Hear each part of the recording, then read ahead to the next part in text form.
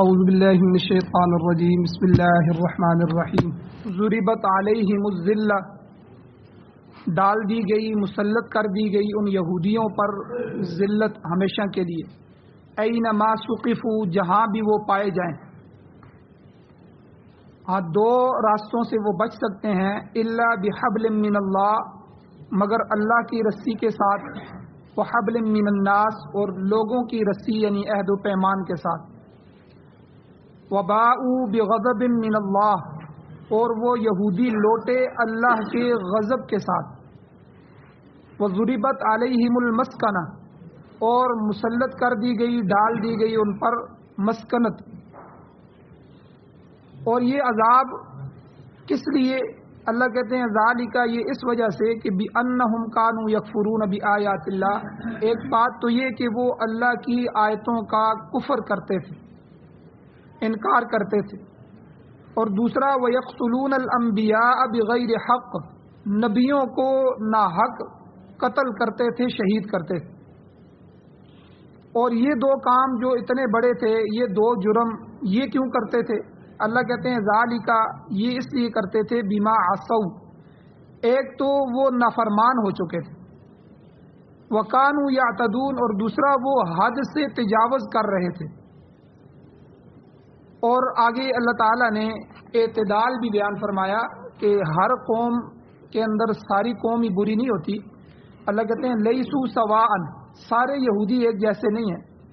من اہل الکتاب، اہل کتاب میں سے امتن، ایک جماعت ایک ایسی ہے، قائمتن، جو سیدھے راستے پر قائم ہے، اور یتلون آیات اللہ آناء اللیل، اور وہ تلاوت کرتے ہیں اللہ تعالیٰ کی آیات کو رات کی تنہائی میں، رات کے حصوں میں، وہم یسجدون، اس حال میں کہ وہ سجدے کرتے ہیں، سجدے میں ہوتے ہیں، یؤمنون باللہ، اور وہ جماعت جو ہے وہ اللہ پر ایمان بھی رکھتی ہے، والیوم الآخر، اور آخرت کے دن پر بھی ایمان رکھتے ہیں، ویأمرون بالمعروف، اور نیکی کا حکم کرتے ہیں، وینہون عن المنکر، اور برائی سے منع کرتے ہیں، ویسارعون فی الخیرات، اور جلدی کرتے ہیں، سبقت لے جاتے ہیں نیکیوں میں، وَأُولَئِكَ مِنَ الصَّالِحِينَ، اور یہی وہ لوگ ہیں جو نیک لوگ ہیں، نیکوں میں سے ہیں۔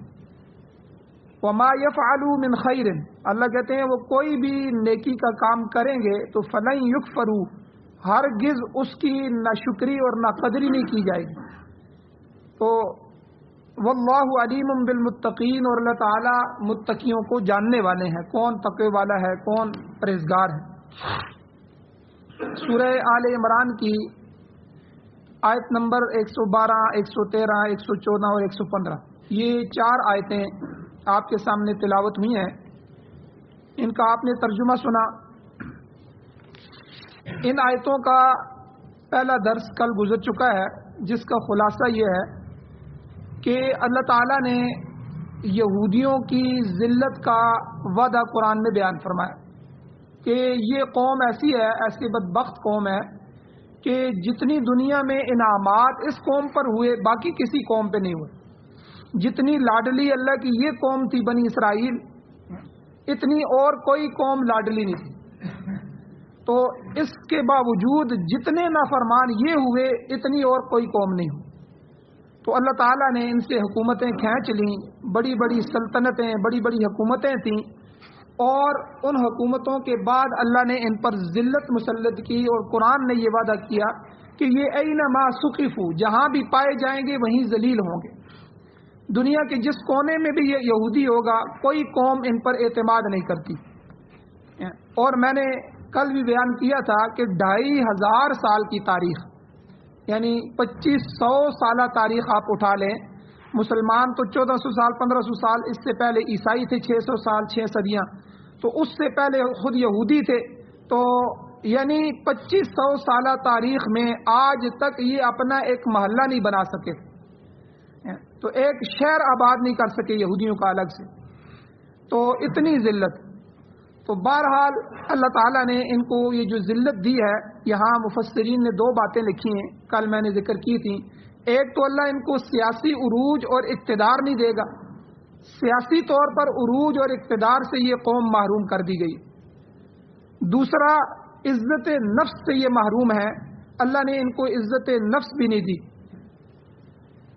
اور تیسری بات کل میں نے یہ درس میں بیان کی تھی کہ اللہ خود فرما رہے ہیں یہ جو دنیا میں آج بھی یہودی باقی ہیں یا کسی نہ کسی شکل میں ہیں یہ دو وجہ سے ہیں، ورنہ اگر یہ دو وجہ نہ ہوتی تو دنیا میں آج ان کا نام و نشان ختم ہو جاتا. ایک اللہ کہتے ہیں الا بحبل من اللہ وحبل من الناس، اللہ کی رسی کو پکڑ کے، اور دوسرا لوگوں کی رسی کے ساتھ یہ اپنی زندگی کو باقی رکھے ہوئے. اللہ کی رسی کی تفسیر کل بیان ہو چکی تھی. ایک تو یہ کہ تورات کی بچی کچھ ہی رسمیں، تورات کے بچے کچھ جو چیزیں ہیں، چند احکامات ہیں، ان کو جو ہے وہ اپنائے ہوئے ہیں، اس لیے بچ رہے ہیں. اور دوسرا اللہ کا عہد و پیمان ہے. اللہ کی رسی سے مراد دوسرا عہد و پیمان ہے کہ اللہ نے عہد کیا تھا کہ میں تمہیں کسی نہ کسی صورت باقی رکھوں گا، تو اس لیے وہ جو ہے اپنی زندگی گزار رہے ہیں. ورنہ اللہ تعالیٰ نے جو ہے دنیا میں ذلت ان کے مقدر میں کر دی. اور دوسرا حبل من الناس، یعنی لوگوں کے ساتھ معاہدہ کر کے لوگوں کو کہیں کہ آپ ہمیں سرپرستی دیں، ہمیں پناہ دیں، ہماری سرپرستی کریں ورنہ ہم دنیا سے ختم ہو جائیں گے. تو لوگوں نے ان کو پناہ دی ہے. میں آگے تفصیل بیان کرتا ہوں کہ محروم اقتدار کیوں ہوئے. جیسا کہ میں نے ابھی کہا کہ 2500 سال سے یہودی اقتدار سے محروم ہیں اور ہمیشہ دیگر قوموں کے ماتحت رہ کر زندگی گزار رہے ہیں.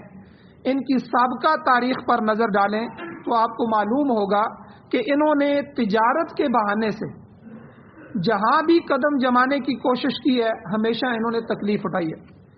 یہ خبیث کسی شہر میں کسی ملک میں گئے ہیں تو تجارت کے بہانے گئے ہیں کہ ہمیں تجارت کے لیے ایک کمپنی دے دیں، ایک جگہ دے دیں، ایک زمین دے دیں. آپ دیکھیں کہ ہمارے ملک کو بنے ہوئے 70-80 سال ہو گئے ہیں.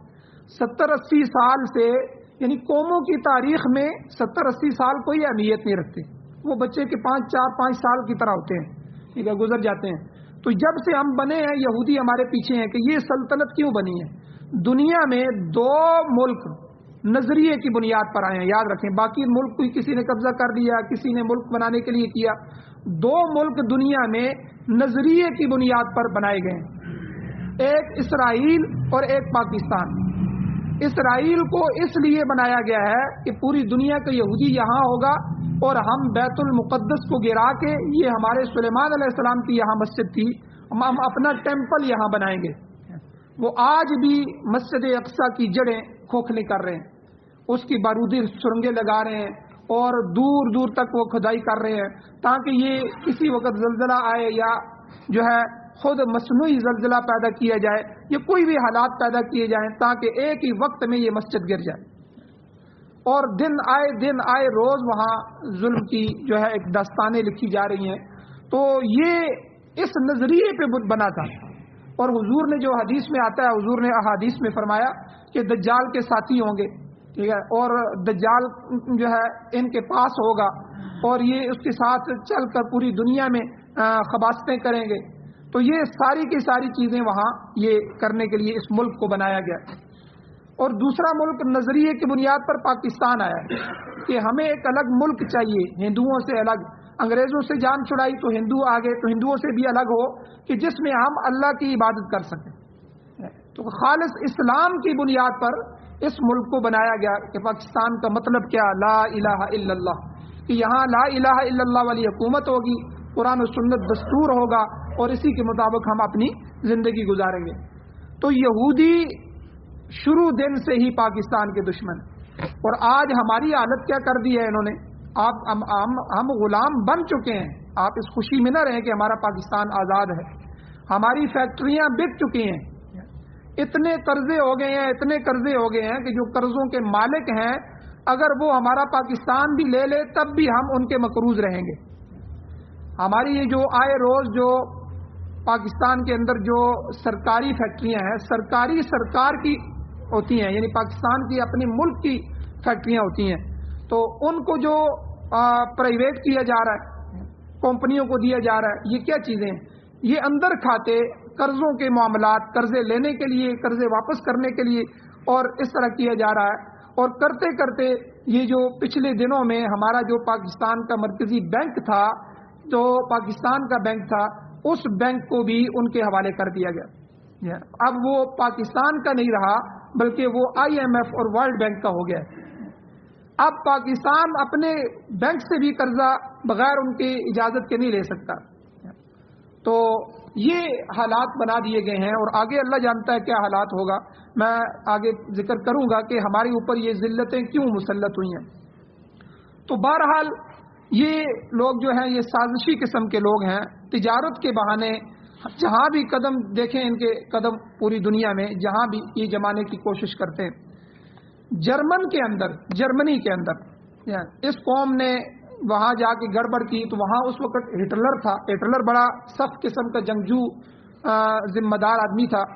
اس نے پھر ان کو مارنا شروع کیا.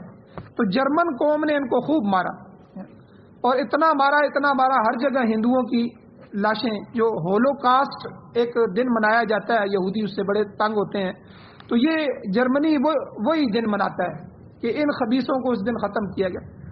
اب لوگ ان کو بدنام کرتے ہیں جرمن والوں کو کہ انہوں نے یہودیوں سے اچھا سلوک نہیں کیا، مگر وہ خود کہتے ہیں کہ تمہیں ان لوگوں کی شرارتوں کا علم نہیں ہے.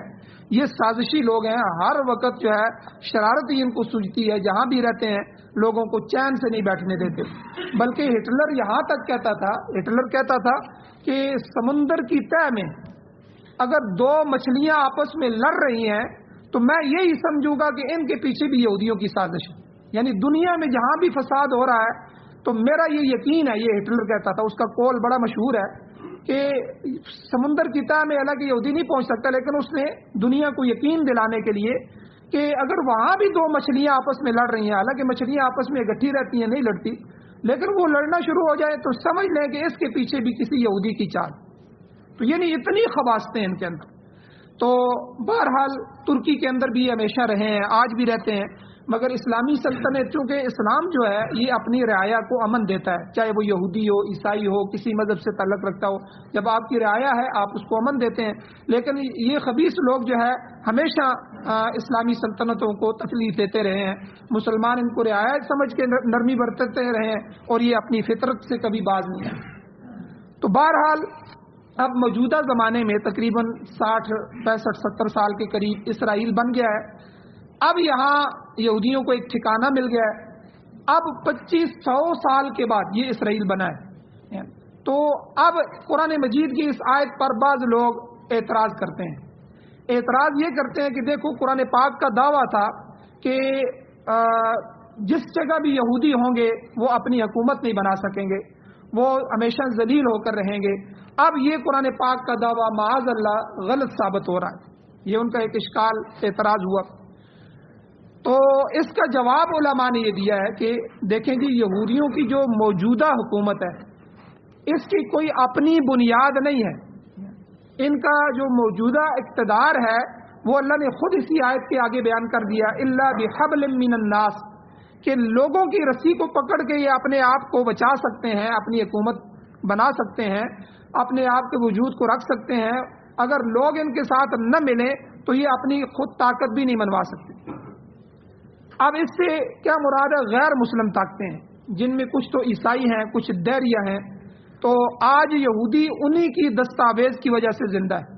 آپ غور سے دیکھیں تو آپ کو نظر آئے گا اسرائیل کو 4 عالمی طاقتوں نے سہارا دیا ہوا ہے، ان کی پشت پناہی ان کو حاصل ہے. ان میں امریکہ، برطانیہ، فرانس اور روس، یہ 4 طاقتوں نے ان کو بنایا ہے. تو پہلی 3 طاقتیں تو عیسائی ہیں، امریکہ، برطانیہ اور فرانس یہ عیسائیوں کے ہیں، اور روس جو ہے یہ دہریہ ملک ہے. اب یہ ان سب کی اسرائیل جو ہے مشترکہ چھاونی ہے. اس چھاونی کو انہوں نے کیوں بنایا؟ اس چھاونی کو انہوں نے ارد گرد کے مسلمانوں کو تنگ کرنے کے لیے قائم کیا. یاد رکھیں مسلمانوں کے دنیا میں 2 مقام ہیں جو مرکزی مقام ہے پوری امت مسلمہ کے. ایک بیت اللہ ہے، ایک بیت المقدس ہے. بیت اللہ کے ارد گرد انہوں نے بہت عرصے سے گھیرا تنگ کیا ہوا ہے. یہ جو سمندر ہے ارد گرد کے وہاں ان کے بحری بیڑے کھڑے ہیں اور ان کی باقاعدہ فوجیں ہیں، اور ان کی اسی طرح چھاونیاں جو ہے وہ ریاض، جدہ اور ان علاقوں میں بنائی گئی ہیں. بڑی بڑی چھاونیاں ان کی موجود ہیں. یہاں تو ان کے قدم پڑے ہوئے ہیں، اور وہاں بیت المقدس میں انہوں نے اپنی پوری ریاست ہی بنا دی ہے، پوری بڑی چھاونی بنا دی ہے. تو آہستہ آہستہ آہستہ آہستہ وہ فلسطینیوں کو جو ہے وہ ختم کرتے جا رہے ہیں اور اسرائیل کو توسیع دی جاتی جا رہی ہے. تو ان میں سے جو مرکزی کردار ہے وہ امریکہ کا رہا ہے. اقوام متحدہ جنرل کونسل یہ مسلمانوں کو دھوکہ دینے کے ادارے ہیں۔ وہاں فلسطینیوں کے حق میں پہلے یہ قرارداد منظور کرتے ہیں، 200 کے قریب ممالک ہیں، وہاں قرارداد پیش کرتے ہیں جی فلسطینیوں پر ظلم ہو رہا ہے، ان کی عمارتیں گرائی جا رہی ہیں، ان کی زرعی زمینیں تباہ کی جا رہی ہیں، اسرائیل کو توسیع دی جا رہی ہے، یہ غلط ہے، یہ بند ہونا چاہیے، قرارداد پیش کر دیتے ہیں۔ اب وہ 170-160 آدمی اس کو منظور کر لیتا ہے، بڑی خوشیاں مناتے ہیں جی اب دنیا نے منظور کر لیا ہے، دنیا نے مان لیا ہے کہ فلسطین پر ظلم ہو رہا ہے۔ اب جو ہی اب بھائی اس پر عمل کرو، فلسطینیوں کو ان کے علاقے واپس کرو۔ اب جب عمل کی باری آتی ہے قرارداد پر تو 5 ملک اوپر بٹھائے ہوئے ہیں ویٹو کرنے والے، تو وہ 5 ملکوں میں سے ایک ملک امریکہ آگے بڑھتا ہے، اس کو ویٹو کر دیتا ہے جی ہمارے پاس ویٹو پاور ہے کہ یہ ہم سپر پاور ہیں، یہ 5 طاقتیں ان کی جو ہے۔ اب دیکھیں یہ تو جمہوریت کا بھی خون ہے کہ 170 ممالک نے اس کو پاس کیا ہے، تو گویا کہ یہ تو جمہوریت نے پاس کیا ہے، لیکن ایک ملک آگے آ کے اس کو تباہ کر دیتا ہے۔ اب یہی چکر مسلمانوں کو دکھایا جا رہا ہے، یہی وہ ڈگڈگی پہ نچایا جا رہا ہے۔ آج 60-70 سال ہو گئے ہیں، فلسطین آہستہ آہستہ آہستہ آہستہ کرتے کرتے آج دنیا کے نقشے میں دیکھیں تو ایک غزہ کی پٹی رہ گئی ہے جو فلسطینیوں کے پاس ہے، اس میں بھی بے تحاشا ظلم کیا جا رہا ہے، اور آج دیکھیں کل دیکھیں کسی نہ کسی وقت بیت المقدس ہم سے چلا جائے گا۔ پہلے تو یہ ہوتا تھا کہ کفریہ طاقتیں چھین لیتی تھی، بعد میں کسی مسلمان کو سلطان صلاح الدین ایوبی اٹھا، کوئی اٹھا، اس نے پھر کھینچ لیا۔ اب ان کا پلان یہ ہے کہ اس مسجد کو ہم گرائیں گے اور اس ہستی سے مٹائیں گے، اور اس جگہ جو ان کا اپنا ٹیمپل ہے وہ اپنا ٹیمپل قائم کریں گے، اور دیواری گریا جس دیوار کے ساتھ جو ہے وہ لگ کے عبادت کرتے ہیں یہودی، وہاں ٹکرے مارتے ہیں اور وہاں جو ہے روتے دھوتے ہیں۔ وہ کہتے ہیں کہ سلیمان علیہ السلام کی بنائی ہوئی یہ ایک مسجد کی صرف دیوار رہ گئی ہے، ہم اس کو پھر مکمل کریں گے اور اس دیوار گریا کو بیت المقدس کا حصہ بنائیں گے، اور وہ اپنے اس کے لیے کر رہے ہیں۔ اور آج عربوں کو اسرائیل کو تسلیم کروایا جا رہا ہے، عربوں کی عیاشیاں ختم نہیں ہو رہی، اور وہ آہستہ آہستہ کر کے اسرائیل کو باقاعدہ ایک ملک میں کو تسلیم کر رہے ہیں۔ تو یہ ساری جو اسرائیل کی، اس سے میں جواب دے رہا تھا، تو یہ ان طاقتوں کی وجہ سے یہ اسرائیل جو ہے آج بچا ہوا ہے۔ آج اگر یہ اپنا ہاتھ اٹھا لیں تو آج بھی یہ جو ہے اپنے آپ کو باقی نہیں رکھ سکتا۔ اب مسلمانوں کی ذبح حالی، مسلمانوں کا کیا حال ہوا ہے؟ اس وقت دنیا میں 1 ارب سے لے کر 1.5 ارب تک مسلمان ہیں، اور 50 سے 60 کے قریب ان کے اپنی خود مختار ریاستیں اور ممالک ہیں، 60 ملک جس کے اپنے ہوں۔ لیکن آپ دیکھیں گے کہ عیسائی اور اشتراکی طاقتیں جو ہیں وہ انہیں اس قدر بے بس کر کے رکھی ہوئی ہیں کہ وہ آپس میں بھی ایک دوسرے کی مدد نہیں کر سکتے مسلمان۔ اب کبھی ایران پر پابندیاں لگا دیتے ہیں کہ آپ نے پاکستان سے تعاون نہیں کرنا، کبھی ایران کو دبانے کے لیے پوری دنیا پر پابندیاں لگا دیتے ہیں، کبھی پاکستان کو ڈراتے رہتے ہیں کہ ہم تمہارا ملک کلیئر نہیں ہے جی، کلیئر نہیں ہے، ہم آ کے دیکھ رہے ہیں، اگر کلیئر نہیں ہوگا تو ہم جو ہے اس پر پابندیاں لگائیں گے، اور یہ تلوار ہمیشہ لٹکتی رہتی ہے۔ تو اب یعنی اس وجہ سے کہ مسلمان ایک دوسرے کی مدد نہیں کر سکتے۔ اب جب پاکستان بنا تھا، قیام پاکستان کے وقت مسلمان ممالک اس ملک کی مدد کر سکتے تھے، پاکستان کو کھڑا کر سکتے تھے، لیکن انہوں نے نہیں کیا۔ اور آج دیکھیں کابل کے اندر جو افغانستان کے اندر مجاہدین آزادی کی جنگ لڑ چکے ہیں، لیکن ہماری حکومت کا کیا کردار رہا ہے؟ ہماری حکومت سرحد پار جا کر مجاہدین کی مدد کرنے کے لیے لوگوں کو نہیں تیار، بلکہ ان لوگوں سے جیلیں بھری گئیں، ان کو دہشت گرد کہا گیا، ان کو فورس شیڈول لگایا گیا۔ فورس شیڈول کا مطلب ہے کہ آپ اپنے ضلع سے بغیر اجازت کے بھی نہیں نکل سکتے۔ تو حقیقت یہی ہے بہرحال کہ یہودی حبل من الناس کی وجہ سے صرف خود زندہ ہے، بلکہ دوسرے لوگوں کی زندگیوں سے بھی کھیل رہے ہیں۔ تو اب فلسطینیوں کا کیا حال ہے اور مسلمانوں کا کیا حال ہے؟ کچھ فلسطینی اردن میں ہیں، کچھ لبنان میں پڑے ہوئے ہیں، وہاں بھی آئے دن ان کے جو خیمے بستیاں ہیں وہاں بمباریاں ہوتی ہیں، کبھی کیا کرتے ہیں، ان کی بچیاں جو ہیں وہ جیلوں میں گل سڑ رہی ہیں، اور یتیم بچے جو ہے ان کو کوئی عیسائی مشینریاں لے گئی ہیں جن کو تاکہ جا کر عیسائی بنایا جائے، اور دنیا بھر کے مسلمان وہاں بے بس ہیں۔ اور آج بھی مسلمان جو ہے سیدھے راستے میں آنے کے بجائے، قرآن کو پکڑنے کے بجائے انہی کے گن گا رہے ہیں۔ یہ مسلمان کی سب سے بڑی ذلت ہے۔ آج بھی انہی کی طرف دیکھ رہے ہیں، انہی کے طور طریقے اختیار کر رہے ہیں، اور وہ مسلمانوں کو عیش و عشرت کے راستے پر ڈال رہے ہیں۔ نئے نئے فیشن، نئے نئے ٹیلی ویژن، VCR، بڑی بڑی کوٹھیوں کے باغ، کاریں، کھیل تماشے، یہ سب تاکہ مسلمان خواب غفلت سے بیدار نہ ہو جائے، اسی میں پڑا رہے، سویا رہے اور اپنے پاؤں پر کھڑا نہ ہوئے۔ یہاں تک کہ آپ دیکھیں مارکیٹ، اپنی مارکیٹ کے لیے جو ہے صنعتی ترقی میں بھی رکاوٹ ڈال رہے ہیں، کسی ملک کو صنعتی ترقی بھی نہیں کرنے دیتے۔ اب انہوں نے عالمی منڈیاں بنائی ہوئی ہیں، آج تک پاکستان کو عالمی منڈیوں میں انہوں نے اثر و رسوخ نہیں دیا، حالانکہ کتنی دفعہ یہ درخواست دے چکے ہیں ہمیں عالمی منڈیوں تک رسائی دی جائے، وہاں پہنچنے دیا جائے۔ حتیٰ کہ آپ دیکھیں ہم جہازوں کے معمولی پرزے تک بھی درآمد کرنے پر مجبور ہیں کہ ہمیں باہر سے جو ہے منگانے پڑیں گے، آپ خود نہیں بنا سکتے۔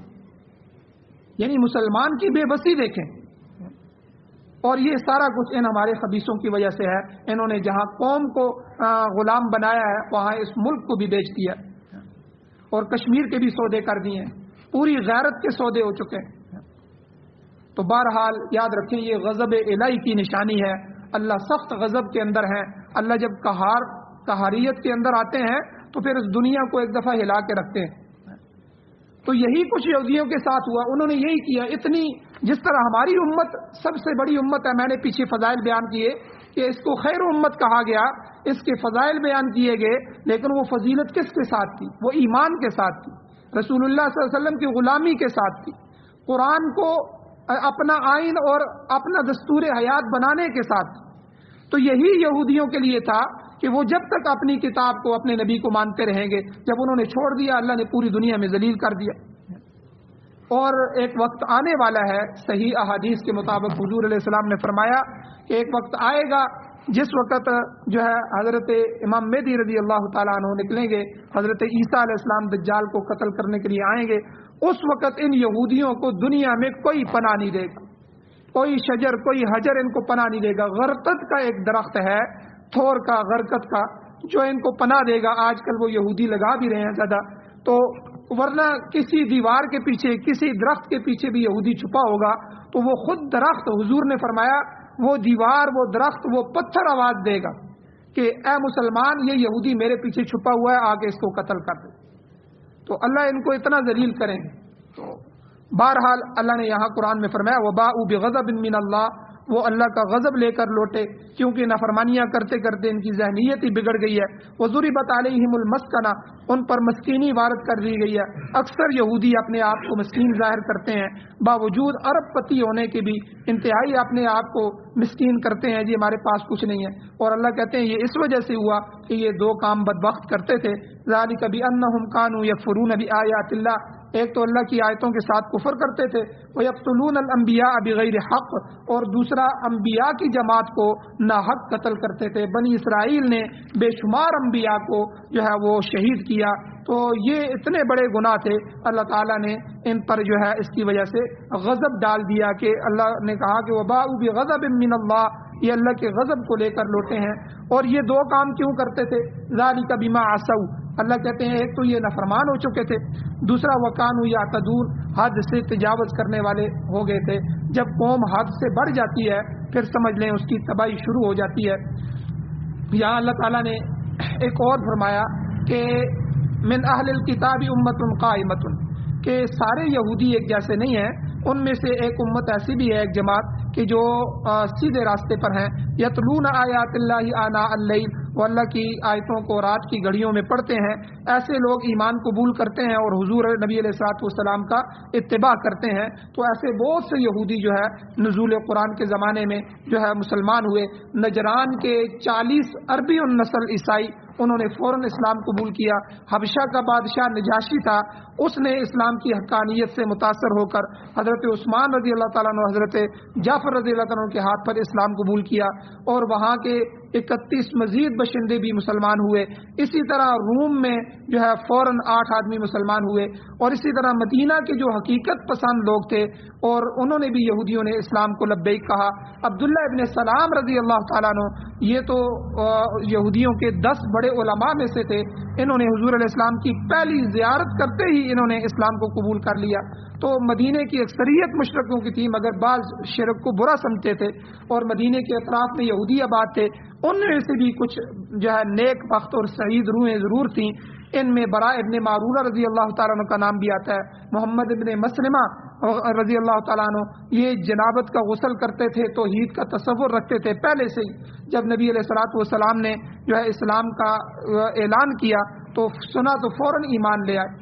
اور بعد کے دور میں بھی آپ دیکھیں یورپ کے اندر آج بھی کتنے لوگ جو ہیں جو بالکل معتدل لوگ ہیں, جو قرآن کو پڑھتے ہیں, حقیقت کو سمجھنے کی کوشش کرتے ہیں, تو وہ فوراً جو ہے مسلمان ہو جاتے ہیں. بہت سے ایسے عیسائی ہیں جو بڑے بڑے لوگ تھے اور وہ مسلمان ہوئے. تو قرآن نے کہا کہ یہ بات نہیں ہے, کچھ لوگ ان میں ایسے بھی ہیں جو اعتدال رکھنے والے لوگ ہیں اور وہ ہم یسجدون اور وہ تلاوت کرتے ہیں, سجدہ کرتے ہیں. یؤمنون باللہ والیوم الآخر, اللہ پر قیامت کے دن پر ایمان بھی رکھتے ہیں.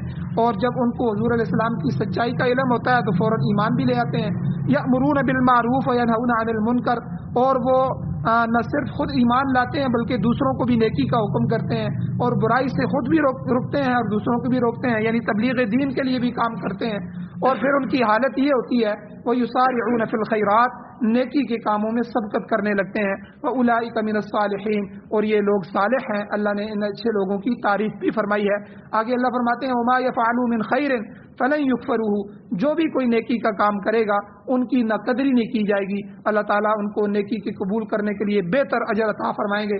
بلکہ حدیث شریف میں آتا ہے حضور علیہ الصلوۃ والسلام نے فرمایا ایسے لوگ جو اہل کتاب ہیں یعنی یہودی یا عیسائی, ان کو اللہ دوہرا اجر عطا فرماتے ہیں. یعنی پہلے جو حضرت موسیٰ علیہ السلام یا حضرت عیسیٰ علیہ السلام کی شریعت پر تھے اس پر بھی ان کو اجر ہے, اور دوسرا جو وہ حضور پر ایمان لائے مسلمان ہوئے اس کا بھی اجر ہوا ہے. ایسے لوگوں کے لیے دوہرا اجر ہے. واللہ علیم بالمتقین, اللہ تعالیٰ متقیوں کو یعنی اس سے ڈرنے والوں کو خوب جانتا ہے. اس کے علم میں ہے کہ کون ایسے لوگ ہیں جو کفر اور شرک کی برائیوں سے بچ کر نکل جاتے ہیں. اللہ تعالیٰ سے دعا ہے اللہ ہمیں عمل کی توفیق عطا فرمائے. آمین. الحمدللہ رب العالمین والعاقبۃ للمتقین والصلاۃ والسلام علی رسولہ النبی الامی الکریم. یا اللہ ہماری کمیوں کوتاہیوں کو معاف فرمائیے, درگزر فرمائیے. یا اللہ اپنی ذات کے ساتھ تعلق نصیب فرمائیے. یا اللہ اپنے غضب سے, اپنے غصے سے, اپنے انتقام سے, اپنی نفرت سے ہمیں ہماری اولادوں اور نسلوں کو محفوظ فرمائیے. یا اللہ قرآن و سنت کو سننے, سمجھنے, عمل کرنے کی توفیق عطا فرمائیے. یا اللہ امارت اسلامیہ شریعہ کا قیام نصیب فرمائیے. یا اللہ پاکستان سمیت پوری دنیا میں جہاں بھی باطل نظام, کفریہ نظام, جمہوریت سمیت جتنے بھی نظام کام کر رہے ہیں یا اللہ ان سب کو تباہ و برباد فرمائیے, ان کو ختم فرمائیے. یا اللہ اپنا قرآن, اپنے نبی کی سنت بطور آئین, بطور ضابطہ حیات ہمیں نصیب فرمائیے. یا اللہ جو بیمار ہیں ان کو شفا عطا فرمائیے. جو مشکلات کے اندر پھنسے ہوئے ہیں یا اللہ ان کی مشکلوں کو دور فرمائیے. جو مقروض ہیں ان کے قرضوں کے پورا کرنے کے اسباب پیدا فرمائیے. یا اللہ ہم جو حضرات ایمان کے حالت سے اس دنیا سے جا چکے ہیں ان سب کی بخشش فرمائیے. صلی اللہ تعالی علی خیر خلقہ محمد و آلہ و صحبہ اجمعین برحمتک یا